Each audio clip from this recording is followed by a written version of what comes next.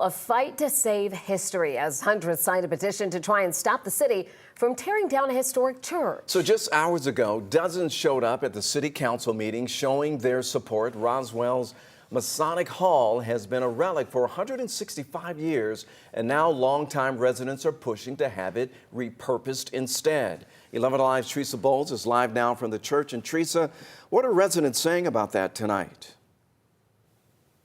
Well, Ron, I'm in front of that church now that is now turned into a Masonic Hall, and dozens of supporters stood before the council to argue that the city can still get the parking deck it wants, but to turn this building into something else instead. Maybe old. You are right.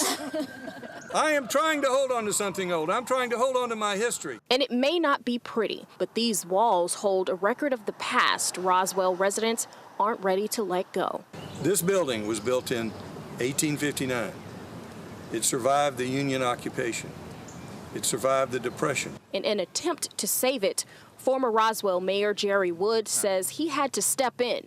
He and hundreds of residents were heartbroken to learn of the city's plans to tear down the Masonic Hall, which sits right in the heart of the historic district, due to a parking deck project. This was one of 5 buildings that were listed in the 1930s on a national register of historic buildings. President of the Roswell Historical Society, Judy Muir, says unlike other cities in the metro moving to modernize, monuments are a part of Roswell's personality.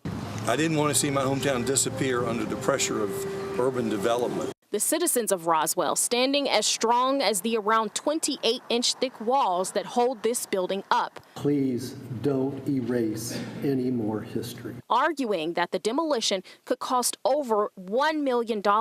Instead of getting rid of it, a few ideas were presented. Perhaps a hurricane shelter or welcome center, anything but saying goodbye. And please don't tear down that building. It is part of the character of Roswell, and it needs to be saved. You start with one building, where does it end?